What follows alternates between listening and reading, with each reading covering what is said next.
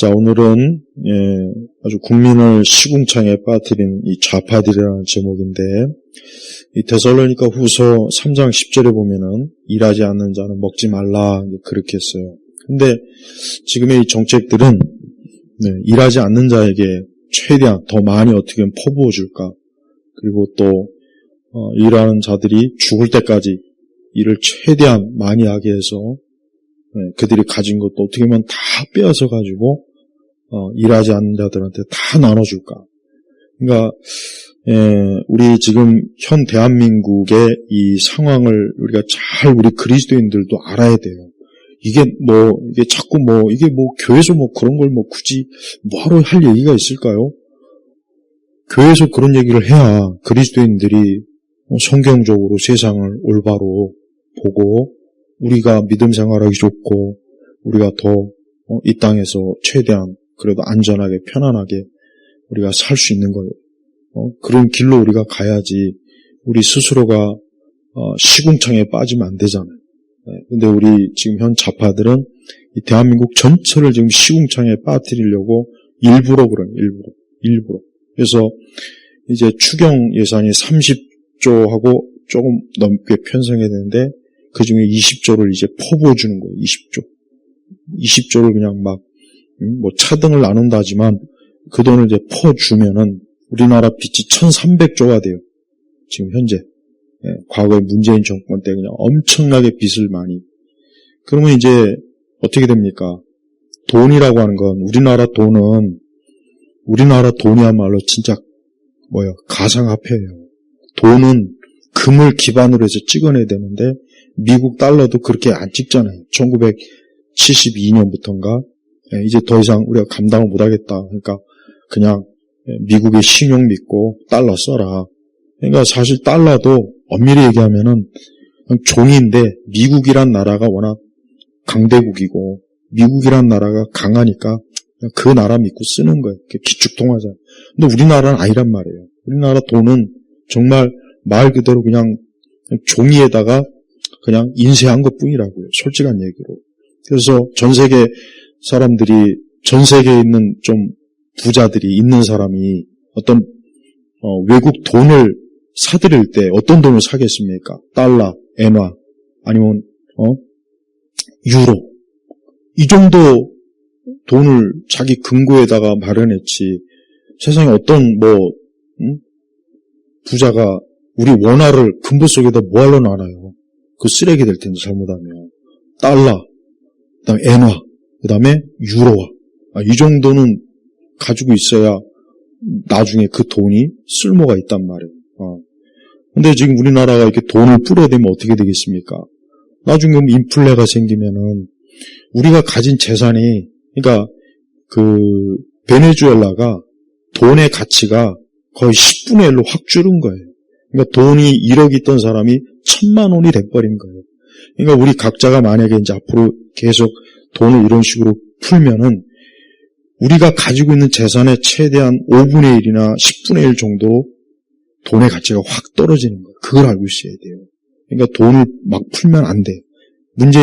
우리 윤석열 정권 때는 최대한 빚을 막 줄이려고, 채무를 줄이려고 무진 애를 썼는데 벌써 어떻게 됩니까? 지금 돈을 막 뿌리게 되면, 그러면 나중에 어떻게 돼요? 우리가 무슨 석유가 있어요. 금이 지금 달러 비축도 지금 점점 지금 부족해지고 있는 판인데, IMF 때 달러가 부족해서 그때 사태가 난 거 아니에요. IMF 사태가 난 거란 말이에요. 그래서 많은 기업들이 팔려나가고 많은 사람들이 직장을 해서 나가고 그랬단 말이에요. 근데 우리나라도 이렇게 만약에 돈이 많이 계속 풀리면 이 돈의 가치가 확 떨어져서 이제 지금 김밥 한 줄에 4,000원 막 그런다지. 이제 김밥 한 줄에 4만 원이 될 수 있어요. 4만 원. 김밥 한 줄에 4만 원이 될 수 있단 말이에요. 왜? 돈의 가치가 떨어지니까. 그리고 사람들이 우리가 보통 기본소득이라는 게 있잖아요. 기본소득. 그 다음에 또 시간당 또 임금을 또 올려주면은 어떻게 됩니까? 그러면 그럴수록 돈의 가치가 자꾸 떨어지는 거예요. 그 돈의 가치가 떨어지면 사람들이 나 100만 원 받던 사람이 만약에 1000만 원을 받아요? 그럼 이 사람은 나도 이제 월 1,000 버는 사람이야. 근데 그 1,000이 옛날에 100만 원보다 가치가 훨씬 못한 그 가치밖에 안 되기 때문에 돈을 1,000만 원 받아도, 월급을 1,000만 원 받아도 옛날에 100만 원 받을 때보다 더 못하거나 옛날에 100만 원 받을 때야 별로 달라질 게 없는 그 정도가 된다고. 근데 대부분의 사람들은 이런 가장 기본적인 경제 원리를 잘 모르기 때문에 내 월급이 막 오르네, 막 국가에서 막 돈도 주네, 그러면 막 좋아하죠. 근데 그 몇 배로 이제 어떻게 내가 가지고 있는 기존 돈의 가치가 확 떨어지거나 나중에 내 월급 명세서에서 갑자기 막 세금으로 막 빠져나가는 게 급속도로 늘어나면 그때 사람들은 그래도 그걸 모르더라고요. 그래도 그냥 세금이 오르나 보다. 근데 왜 세금이 오르겠어요? 돈을 왕창 뿌리대니까. 그래서 이번에도 역시 지금 어쨌든 지급한다고 막 그러는데 20조를 30조에서 20조를 지금 이렇게 30만 원, 25만 원, 45만 원, 하여튼 몇십만 원 돈 단위로 이렇게 나누면은 그게 지난번에도 문재인 정권 때도 그랬지만 나중에 경제학자들이 조사한 바이니까 우리나라 경제 발전에 거의 보탬이 안 됐다 그랬단 말이에요. 그리고 그게 사실이에요. 일본도 그렇게 하려다가 65%, 국민 65%가 이런 건 절대 일본 경제에 도움이 안 된다고 해서 그게 일본 국민들이 반대했어요. 옛날 스위스도 300만 원씩 기본 소득을 줄 테니까 300만 원씩 그냥. 근데 스위스 국민들이 거부해서 안 했대. 왜? 그만큼 사람들이 똑똑한 거예요. 일본 국민이나 스위스 국민들이 똑똑한 거예요. 근데 만약에 바보 천치들 같으면 같은 우리나라 같으면 어이씨구나 좋다고 300만 원? 어우! 막 절대 찬성해서. 근데 그 300만 원을 받으면 나중에 어떻게 되겠어요? 나중에 자기가 가지고 있는 돈의 가치가 하락이 되고 어때요? 오히려 경제가 점점 더 안 좋아진단 말이에요. 일본도 그래서 일본 국민도 거부한 거란 말이에요. 65%가. 근데 우리는 지금 여론조사도 안 하고 그냥 이번에 정권 어쨌든 간에 어쨌든 소비 진작 이렇게 경제를 돌기 위해서 그런다지만 그러나 국민들에게 돈을 풀어서 잘된 역사가 사실은 없어요. 돈을 풀면 풀수록 점점 돈의 가치가 떨어져서 오히려 경제에 더 안 좋단 말이에요. 그 다음에 이번에 대형 쇼핑몰 또 주말이나 이런 때 또 대형 쇼핑몰 또 영업 못하게 했단 말이에요. 왜? 이런 재래시장을 살린다, 어쩌고 저쩌고. 광주 봐요, 광주. 재래시장이 3개나 있는데, 광주가 전국에서 지금 완전히 낙후된 도시로 가장 앞서가는 도시가 돼버렸단 말이에요. 거기는 대형 쇼핑몰 하나 없어요. 걔네들은 자기네들 재래시장이 3개나 있어서 아주 뿌듯하고 자랑스러워 하는데, 아니, 그게 솔직히 창피한 일이지. 그래도 명색이 시인데, 광역시잖아요, 거기 광주. 근데 어떻게 쇼핑몰 하나 없어요. 그거 한다고 하면 반대하고, 거부하고. 근데 우리가 이런 대형 쇼핑몰을 닫으면 그거 닫는다고 해서 우리가 재래시장으로 가요? 안 가요. 더운 날 뭐 하려고 재래시장 가요? 땀나게. 저런 데 가야 소비가 오히려 돌죠. 그리고 저런 데 가서 멀리 쇼핑 가는 건 아니지만 이런 대형 쇼핑몰 가가지고 가족끼리 가서 거기서 먹고 마시고 그래서 경제가 도는 거란 말이에요. 홈플러스 노조들 그렇게 데모하더니 이번에 또 다시 살려달라고 또 자기네 회사가 잘 되기를 노조가 바라야 되는데 우리나라 노조들은 회사를 완전히 다 말아먹을 때까지 말아먹고 나서 그리고 또 문 닫을 때 되면은 또 우리 불쌍한 노조원들을 살려주세요. 또 징징대고 이게 우리나라 노조의 특징이에요. 그러니까 지금 우리 이제 경제 정책이라고 하는 게 물론 복잡하긴 하지만 간단해요. 각자 자기가 능력껏 일하고 자기가 할 수 있을 만큼 하도록 국가가 그렇게 뒷받침해주면 되는 거예요. 근데 우리 대한민국은 어느샌가 이 복지 중도에 걸려가지고 소상공인만 힘들어요? 그럼 나머지는 힘 안 드나? 백수도 힘들어요. 백수도 힘들다고? 백수 지원금도 해줘야지. 노숙자 지원금도 해주고 또 매춘하는 여성들한테도 또 국가에서 세금으로 집 사는데 보태주고 막 그러더라고 이제는. 그러니까, 아니, 뭐만 있으면 뭐 국가에서 지원금 준다 그러고. 그리고, 이번에 만약에 차등해서 어쨌든 몇십만 원씩 주는데, 그래서 이제 소비 진작 한다잖아요. 그게 이제 그들의 논리에, 각자 1인당 얼마씩 줘서 소비.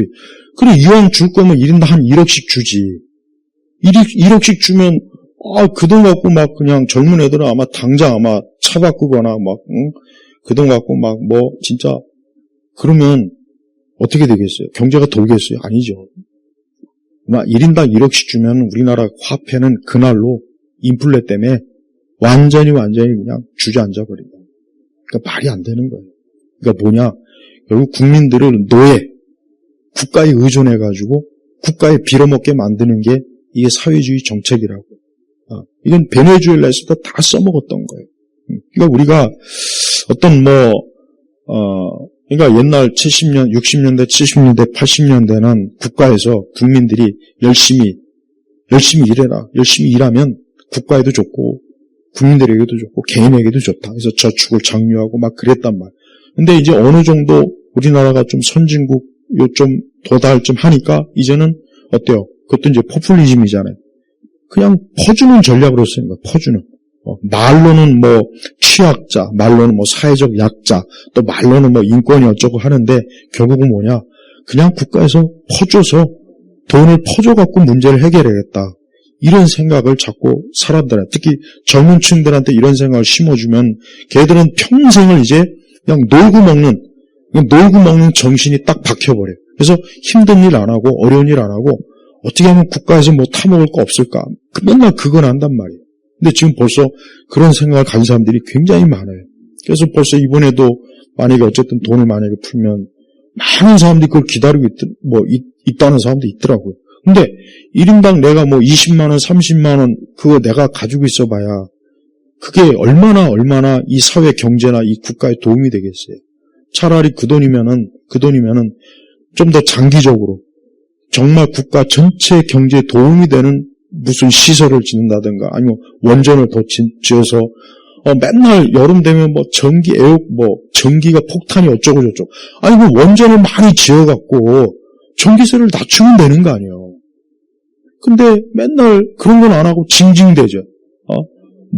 전기 폭탄이다 뭐다. 아니 그런 요금이 안 올라가게 원전을 많이 짓던가 그렇게 해주면 되는 거 아니에요. 근데 그거는 안 해놓고 전기 폭탄이 어쩌고 저쩌고 맨날 그리 징징대기만 하잖아요.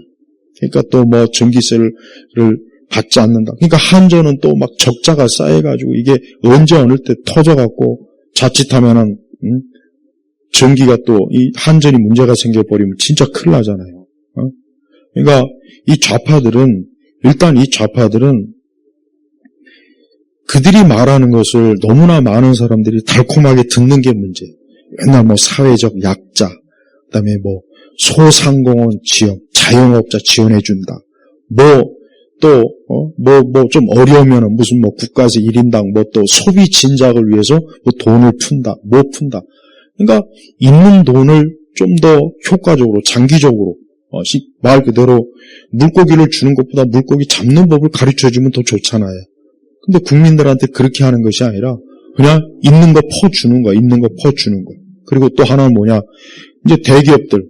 우리나라에서 이번에 결국은 봐요.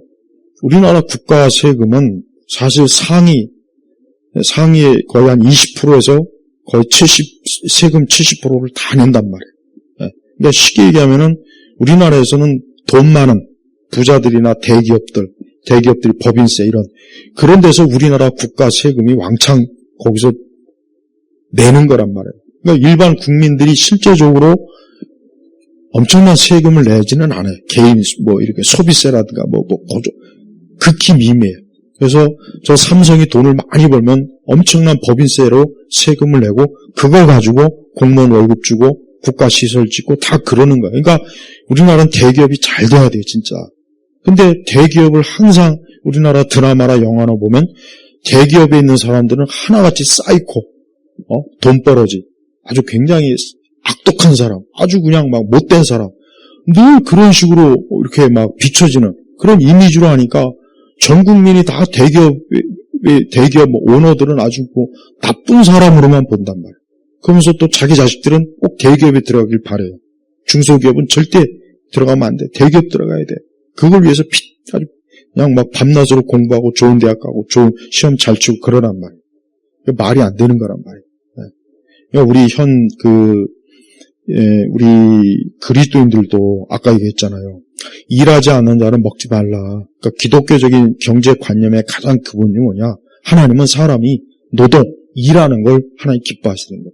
그래서 자기가 열심히 일해서 자기 분야에서 뭐 잘하든 못하든 열심히 일해서 자기 능력을 볼 수 있게 하는 게 이게 하나님께서 말씀하신 경제 원리인데, 그러나 좌파들은 그게 아니라 어때요? 무조건 가난한 자, 약자라고 하면 그냥 퍼주고 보는 거예요.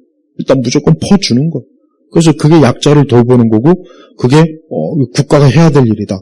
근데 문제는 정말 그런 사람도 있긴 있겠지만, 그러나 가장 근본적인 건 뭐예요? 각자 국민이 열심히 일할 수 있도록 근로 의욕을 북돋아주고 일할 수 있는 터전을, 기반을 만들어주고, 그래서 각자 자기 열심히 일할 수 있도록 뭔가 이렇게 해줘서 각 개인이 발전하게 만들어야 되는데, 이건 국가가 모든 걸 다 해주겠다, 모든 걸 다 쏟아부어주겠다, 그런 식으로 한다면 과연 이 사회가 발전하겠냐. 우리나라가 후진국에서 중진국, 선진국으로 올라올 수 있었던 가장 큰 원인은 뭐냐? 결국은 뭐예요? 결국은 경쟁 가운데서 각자 열심히 일하고 열심히 노력해서 여기까지 온 건데, 이제는 어때요? 이제는 이거를 계속 그렇게 가야 되는데, 매일매일 일하는 것도 그래요. 주 몇 시간 제한을 두는 것도, 아니 각자 자기가 일하고 싶은 대로 마음껏 일하라고 놔둬야지. 왜 국가에서 시간을 딱 정해놓고 이 이상 일하면 안 돼. 이래버리면은 발전이 있겠어요? 발전이 없단 말이에요. 무슨 저녁이 있는 삶이니 뭐니. 저녁이 있는 삶이 아니라 저녁에도 일하는 삶이 돼버렸어요. 그 다음에 우리가 알다시피 아르바이트 시간당 얼마씩 올려버리면은 이거는 진짜 돌대가리도 아는 거예요. 여기서 여러분들이 지금 편의점을 운영해요. 편의점 업주라고 생각해봐요. 근데 갑자기 2000년도 초반에 나는 아르바이트를 내가 30년 전에 아르바이트를 한번 해봤구나. 시간당 막 900원인가 500원인가 600원인가 90년도 초반에. 2000년대 초반에도 아르바이트가 시간당 1,500에서 2,000원인가? 그렇게 했다고 누가 그러더라고요. 1,500, 2,000원. 근데 봐요. 갑자기 1인당 그런 아르바이트 하는 사람들한테 막 갑자기 지금 10,000원대, 11,000원, 12,000원대 되면은, 그러면은 무슨 일이 생깁니까? 그러면 내가 김밥집 사장이다, 편의점 사장이다 그러면은 그 사람들한테, 그 알바생한테 줘야 되는 그 비용이 과연 내가 한 달 운영을 해서 그만큼 충분히 주고도 내가 또 가져갈 수 있고 이걸 운영할 수 있는 비용이 되겠냐 이거야. 안 돼요. 절대 힘들어요. 오히려 어때요? 알바생을 안 쓰는 게 도움이 된단 말이에요. 그래서 요즘은 편의점이나 이런 데는 전부 다 가족 회사들만, 웬만한 데는. 요즘은 편의점 알바하는 것도 그렇게 쉽지가 않다고 하더라고요. 왜냐하면 알바생을 쓰면 그만큼 너무 많이 손해가 되고, 오히려 사장보다 알바생이 더 많이 가져가는 구조도 지금 심심치 않게 많이 일어났단 말이에요. 지지난 정권 때 올려버리는 바람에. 근데 내년에 또 이게 올라갈지 안 올라갈지 모르겠어요. 근데 계속해서 우리가 보면 그래요. 사회적 약자로 우리가 생각해야 되지 않느냐. 그러니까 이 사람들한테 시간당 더 많은 비용을 주면 그게 뭐가 나쁜 거냐. 그럼 사람들은 또 좋아해요. 하지만 그렇게 해서 올랐어요. 그래서 50만 원 받던 대학생이 100만 원을 받게 되는 구조가 됐어요. 근데 사장은 그 순간부터 알바생 안 써. 내가 다 해버리지. 그러면 50만 원 받던 그 알바생이 일자리가 없어지는 거란 말이에요. 그럼 그 알바생이 어디 가서 뭘 구하겠냐고. 이거는 정말 원숭이라도 알 수 있는 경제관념인데, 이 좌파들은 이유가 없어요. 무조건 많이 올려주고 임금을 높여주고 그러면 잘 될 거다. 노조들이 달라는 대로 주면 다 될 거다. 하지만 회사의 경영 입장에서는 공장을 설비하고 인재를 끌어오고 기술을 거기에 막대한 돈이 들어간단 말이에요. 근데 그거는 생각 안 하고 왜 노동자들한테 본만큼 안 주냐. 자꾸 이런 식으로 쪼아대면 그럼 경영자 입장에서는 그 많은 비용을 어떻게 할 거예요. 그러니까 우리가 경제 정책이라는 것도 하나님께서 사람에게 원래 주어진 인간 본성대로 하면 돼요. 본성대로. 우리가 땅을 판다고 해서 돈이 나오는 게 아니란 말이에요. 설령 땅에서 금을 캐고 은을 캐고 석유를 캘래도 그만한 설비와 장비, 기술, 그거 누가 할 거예요? 그거 누가 할 거냐고. 노동자가 할 거예요? 아니요. 그 자본가가 하는 거예요, 그게. 자본가가 맨 땅에서 시추하고 그거 하기 위해서 기술 투자하고 장비되고 그 자본가가 막 그 엄청난 돈을 자기가 어떻게든 끌어해서 그걸 투자하고 거기서 자기가 수익을 얻고 거기에 참여하는 일꾼들에게 어때요? 월급을 주고 그러는 거란 말이에요. 근데 이 좌파들은 그런 건 생각 안 하고 야, 왜 니들 그렇게 많은 돈을 벌었는데 왜 노동자들한테 왜 이렇게 좀 베풀질 않아? 좀 월급 좀 많이 줘. 그냥 그것만 생각하는 거예요. 그러니까 그 자본 투자한 거는 생각 안 하는 거예요. 그러니까 마르크스가 이 19세기의 그 마르크스 경제학이 지금은 안 맞는다고. 안 맞아요. 그 당시에는 그게 좀 약간 설득력이 있었지. 그러나 점점 시간이 지나가면서 결국은 자본주의가 되면 점점 어때요? 기업 경영자뿐만 아니라 사원들에게도 복지, 혜택 주고 다 그러단 말이에요. 근데 우리나라 같은 경우 좌파들이 하도 노조에 너무 노동법 자체가 이 노동자 위주라 경영자보다 노동자 위주이기 때문에 뭘 해도 노동자에게 유리한 그런 법으로 자꾸 돼서 이 경영하기 힘든 거예요. 전기세가 원전을 안 짓고 원전을 계속 여러분 가동 안 하고 무슨 태양광이니 뭐니 우리나라 이 좁은 놈의 땅덩어리에 우리 사막도 없는 데다 그거 제대로 해도 얼마 되지도 않는 거예요. 근데 그러면 전기세가 오르면 어떻게 되겠습니까? 기업이 전기세가 오르면 우리 가정도 물론 힘들겠지만 기업이 전기세가 왕창 오르게 되면 어떻게 되겠어요?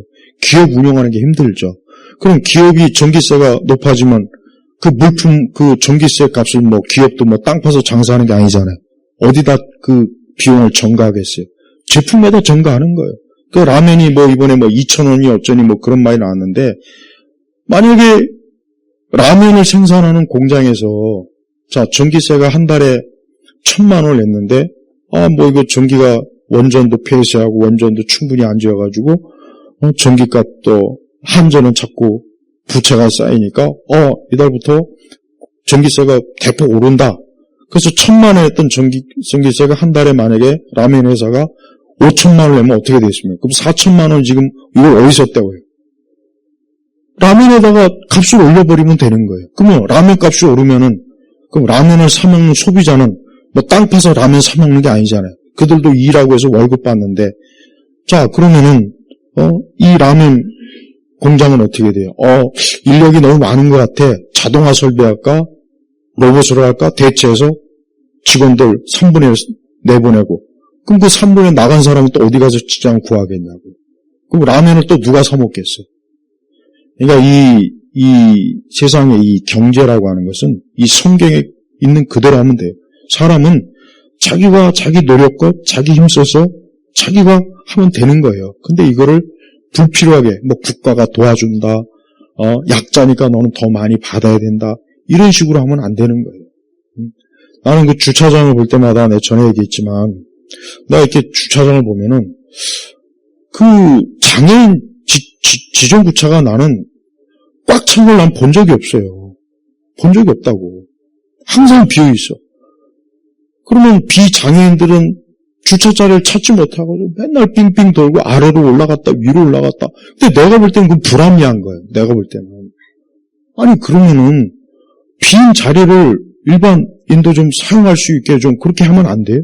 근데 거기 들어갔다가 막 걸리면 왕창 막 벌금 물고 그런 다음에 난 그걸 보면서 내가 장애인이 아니기 때문에 내가 혹시 그런 생각을 할 수도 있겠지만 아니, 그렇게 큰 넓은 지하 주차장에 장애인 주차구역 펑펑 널려 있는데, 저기는 차를 댈 수 없고, 비장애인은 주차하려고 막 아래 갔다, 지하로 갔다, 위로 갔다, 자리 없으면, 그냥 나가버리고.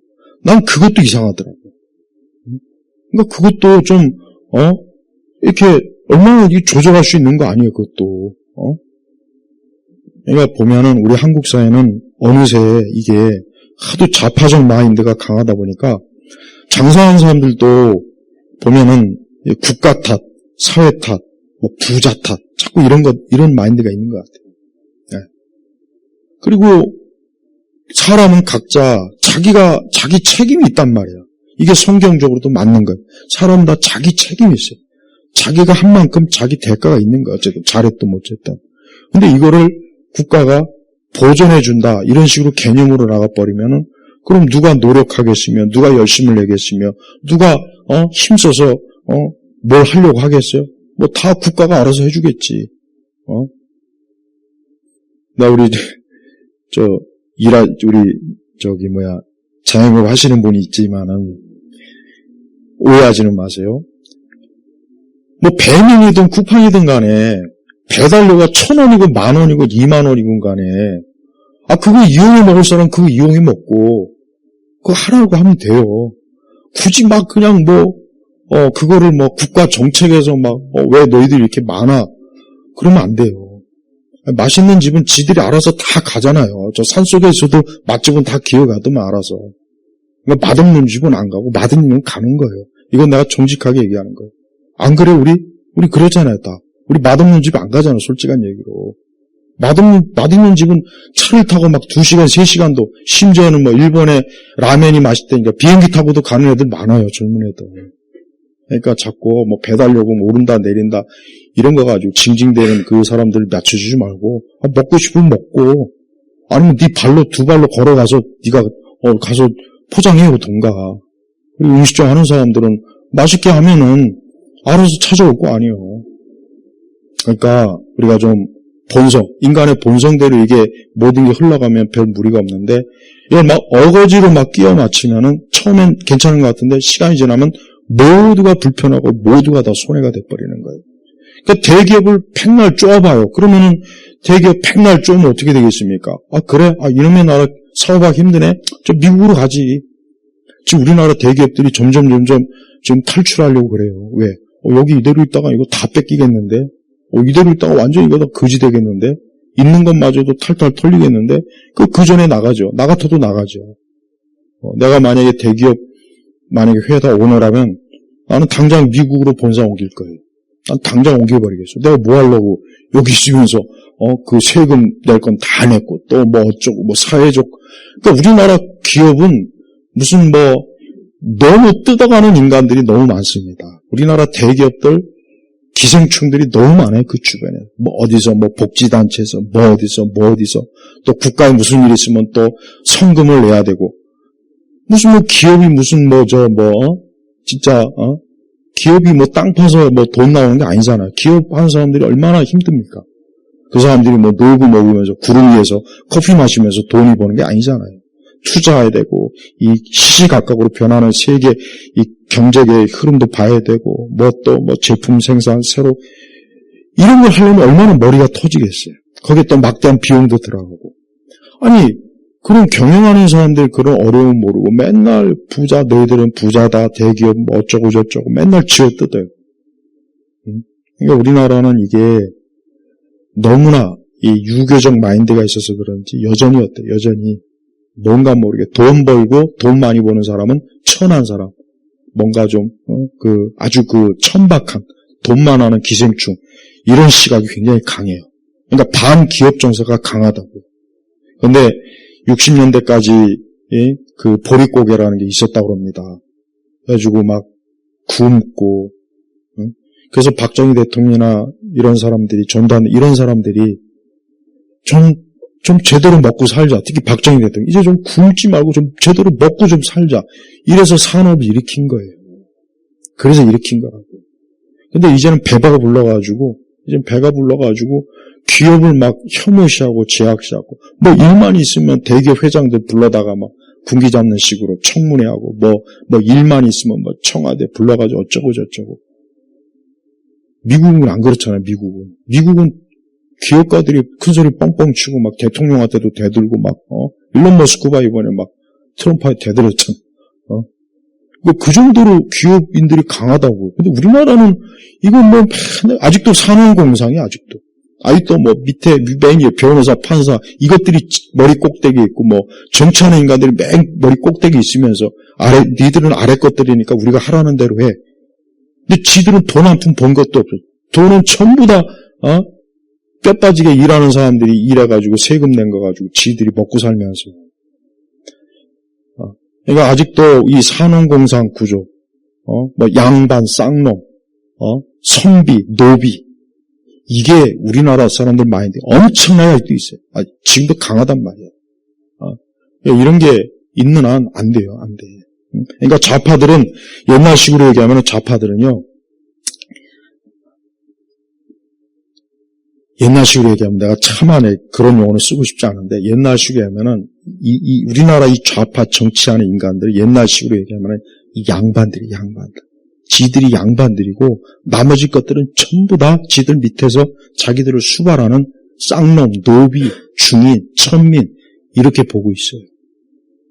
걔들이 마인드 구조 자체가 그렇다면 유교 아주 더럽고 지저분한 그 유교 성리학적 마인드를 가지고 정치를 하고 있으니 그러니까 나라 꼴이 어떻게 되었습니까? 개판이 되는 거 아직도. 우리나라는 민주주의가 아닙니다. 절대 민주주의가 아니에요. 그 다음에 이번에 보면 알겠지만은 우리나라 좌파 정치하는 애들은 안에서는 지들이 마치 뭐 용인이 사자니 막 호랑이니 근데 밖에 나가면 영어 한마디도 할 줄 몰라가지고 꼬다는 보리자루처럼 구탱에 가만히 있고 초대하지도 않았는데 지가 가가지고 있어요. 원주민이 이렇게 환영하더만 원주민이 캐나다 원주민 그것도 뭐 30분을 뭐 어떻게 뭐 대기했다는 말도 있어요. 그러니까 환영해주는 사람도 아무도 없는데 지가 가가지고 삿대질이나 받고 가만히 말 한마디도 못해가지고 웃고만 있고 밖에 나가면 그래요. 우리나라 이 586 이것들은 학교 다닐 때 공부를 안 해가지고 하도 머리가 나빠서 그리고 중고등학교 때도 공부를 못 해가지고 이것들이 그 당시에 전두환 대통령이 이 대학교를 많이 들리고 그 학교 입학 정원수를 늘려서 그나마 들어간 거지. 안 그러면 그것도 못 들어갈 애들이 반에서 50등, 60등 하는 이런 애들이 대학 들어가지고 운동권 해가지고 지금 저렇게 먹고 사는 거예요. 그러니까 저것들이 할 줄 아는 게 뭐야? 아무것도 모르거든. 그러니까 쟤네들 봐요. 뭐 제대로 세상이 어떻게 돌아가는지도 모르고 옛날 그 80년대 대학가 애들 보면은 그때 뭐 나는 중고등학생이지만 그때 방송 보면은 지들 운동권들 맨날 모이면 한복 입고 뭐 북치고 꽹가루 치고 장구 치고 뭐 난 그때도 웃기지도 않더라고. 뭐 쟤는 뭐야? 뭐 지금 뭐 조선시대야? 뭐 대학생들이 뭐 저래? 그러니까 세상에 지들만 있는 거예요. 그러니까 그런 인간들이 뭐 미국이 얼마나 무서운 국가인지, 미국이 얼마나 무서운지 이번에 봐요. 이란도 지금 좀 있으면 이란도 저러다가 지도에서 없어지게 생겼어요, 지금. 이란도. 미국이 얼마나 무서운 나라인지 모르고 맨날 반미 어쩌고 저쩌고.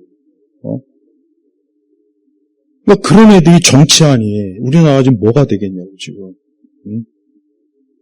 그러니까 밖에 나가면 아무것도 할 줄 몰라가지고 쭈삣쭈삣대고 저번에 문재인도 보니까 말 한마디 못하고 가만히 있더만. 이번에도 똑같더만, 이번에는 아예 초대받지 않은, 환영받지 못한, 그 뭐하러 갔는지 모르겠어. 오라고 한 사람도 없는데, 지금 왜 가, 거기는?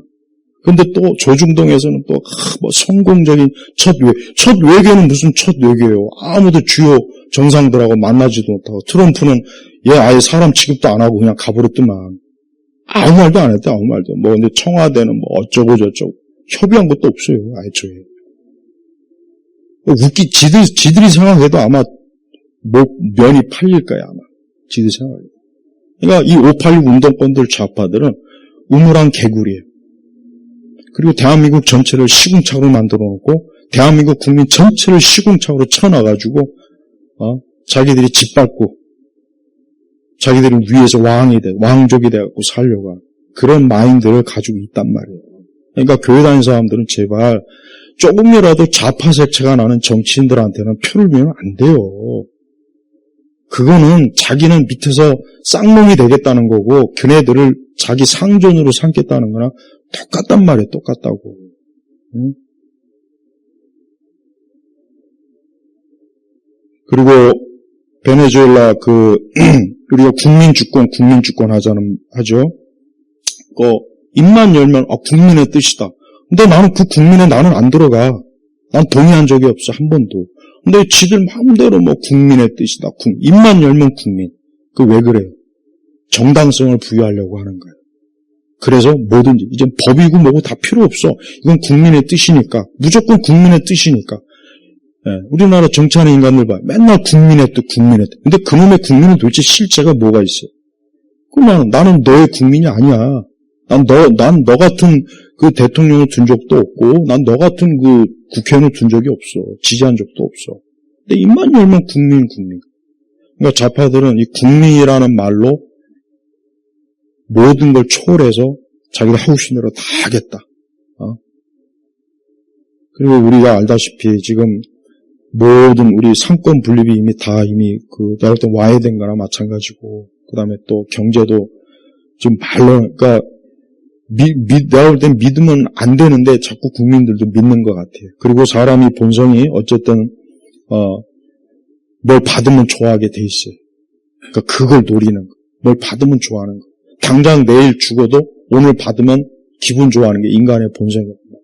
그러니까 베네수엘라도 그랬고, 모든 이 좌파 정권들은 일단 무조건 대다수의 국민들을 무조건 최대한 퍼주고 그냥 줄 거 다 주는 거야. 다 쏟아부어 주는 거야. 그럼 대부분의 국민들도 처음에는 긴가민가 하지만 이걸 받다 보면 이제 그게 익숙해지고 다음에 또 누가 안 주나. 다음에 이제는 권리를 당연히 받아야 되는 걸로 알고 있다. 그렇게 길들여져 있어요. 그래서 한번 좌파의 포퓰리즘에 이게 딱 물리면은 그 헤어나기 어려워요. 거의 불가능합니다. 그래서 대부분의 국민들도 다음에 왜 또 안 줘? 어려운데 또 줘야지. 그러면 또 주는 거예요. 어때요? 망할 때까지 주는 거예요. 망할 때까지. 그러니까 우리 그리스도인들도 이러한 세상이 좀 어떻게 돌아가는지, 기업이 어떻게 운영되는지, 국가가 어떻게 기업을 대해야 되는지, 그리고 국민들 각자는 자기 자신이 정말 노예가 되기 싫으면 그 다음에 무엇보다도 이 다음에 우리 자식들이 이 대한민국에서 어쨌든 산다면 이 대한민국 안에서 어떻게 하면 우리 자식들이 사람답게 살 수 있겠는가, 그것까지 생각해야 되는데 그냥 자기 당대 다 퍼먹고 다 마시고 그러고 나서 우리 애들이 왜 이래? 왜 취직이 안 돼? 왜 이렇게 안 돼? 왜 집을 못 사? 지들이 다 퍼먹었잖아요. 자기들이 부모가 부모 세대가 다 퍼먹고 다 써버렸는데 그거 어떻게 할 거냐고. 응? 지금 대한민국은 제가 볼 때는 난 그리스도인의 입장에서 우리나라는 이제 정말 끝났다. 난 끝났다고 정말 봐요. 그렇게 본다고. 이거 이제 앞으로 어떻게 대책을 세워야 될까? 어떻게 할까? 참 이거 하나님 앞에 기도의 문제다. 이거 어떻게 하나? 그 생각이 솔직히 많이 들어요. 이건 내가 과장된 게 아니야. 이건 이건 내가 지어낸 말은 절대로 아닙니다. 모든 권위 있는 경제학자나 정치사회 비평가들이 한 말을 그냥 나는 오늘 그냥 이렇게 조금씩 그냥 오늘 이렇게 얘기하는 것 뿐이에요. 그래서 지금 우리 여러분, 내 끝으로 이거 하나만 할게요. 여러분, 지방대학에다가 저 지방에 있는 대학들에다가 서울대 간판하고 서울대 마크 한다고 해서 그 대학이 서울대가 됩니까? 이번에 전 세계 대학들의 순위를 딱 봤는데 우리나라 대학들 거기 끝에서 천 몇 개 순위에서 세는 게 더 빠르더만. 우리나라 서울대, 연고대, 스카이도 세계 40번째인가 거기에서 더 세기가 거기서 찾아야 되더라고. 스카이도. 나머지 저 지방 대학들은 저 1105위, 1100 보이지도 않아요. 여러분, 서울대가 우리나라에 하나 있어요. 그런데 저 서울대 간판을 저 지방대학에다 단다고 해서 그 대학이 서울대학교가 돼요? 우리끼리는 되겠지. 나 서울대 다녀. 근데 밖에 나가면은 우리나라 관악구 있는 서울대학도 그냥 지잡대로 봅니다. 솔직한 얘기로. 지잡대로 본다고. 우리 식으로 얘기하면. 근데 서울대를 몇 개 만든다고? 아니, 왜 이왕이면 그냥 전국의 대학을 다 서울대 만들어버리지, 이왕이면. 그래서, 나도 서울대야. 과자 믿고 다녀. 나도 서울대 과자. 너나 나나 다 서울대. 저 강원도 산골짜기에 있는 보이지도 않는 곳, 나도 서울대. 강원 서울대.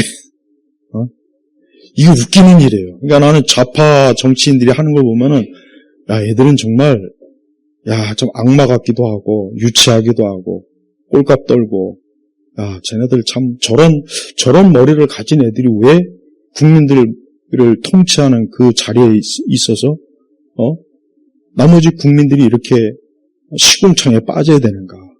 그 생각밖에 안 들어요. 전 세계는 지금 AI로 인해서 지금 너무나 많이 지금 급변하고 있어요. 근데 우리나라는 지금 AI에 대한 준비가 거의 없답니다. 말로는 요란을 떠는데 거의 없대요, 거의. 그러니까 우리는 지금 이제 조선시대로 자꾸 가는 거예요. 다른 나라, 다른 서구 선진국 이런 데는 지금 일본도 그렇고 지금 22세기로 가는 판인데 우리는 지금 다시 19세기로 가요. 입만 열면 동학이 어쩌고 독립군이 어쩌고 입만 열면 3.1운동이 어쩌고 구한말이 어쩌고 아니 지금 이 세상이 어떤 세상인데 맨날 100년 전 200년 전 얘기나 하고 있냐고요. 맨날 조선왕조실록 얘기하고 맨날 고려가 어쩌고 고조선이 어쩌고 나하고는 아무 상관없어요. 그게. 그러니까 우리 한국의 이제 드라마나 영화 중에서 항상 폭망하는 주제가 뭐냐? SF예요. 만들면 무조건 망해. 왜? 미래에 대한 창조 이런 어떤 창의성이 없거든. 그러나 미국이나 이런 데 SF 만들면 얼마나 대단하지 않습니까? 그러니까 유교적 마인드, 이 좌파적 마인드, 거기다 더 아주 정말 같은 무슨 여전히 저 북조선을 자기의 마음의 고향으로 여기거나 저 중국 공산당을 그냥 마치 지상 낙원을 하는 이런 인간들이 이 대한민국의 이 지도층이 돼서 지금 대한민국이 지금 시궁창이 지금 계속 돼가고 있다는 거 이거 똑바로 알아야 돼요. 그래서 우리 자신이나 우리 자식들에게는 절대 이런 거에 물들지 않게 정말 제대로 가르치고 제대로 알게 해서 더 이상 이런 시궁창 같은 이런 상황을 우리 스스로가 빠져들면 안 되죠. 근데 지금 보니까 저항도 안 하고 그냥 빠져드는 거예요. 대한민국은 지금 시궁창으로 지금 돼가고 있고 점점 더 시궁창이 되어서 이제 모든 국민들이 이제 시궁창에서 허우적될 그런 날이 이제 정말 이대로 가면 멀지 않았다는 거 이거 확실합니다. 자, 마치겠습니다.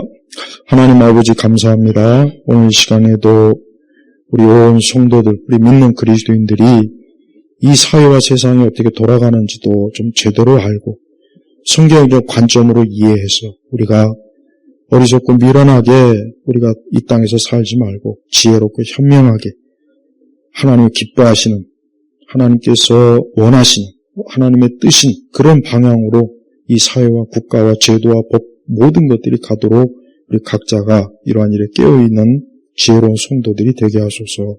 예수 그리스도의 이름으로 기도 올렸습니다. 아멘.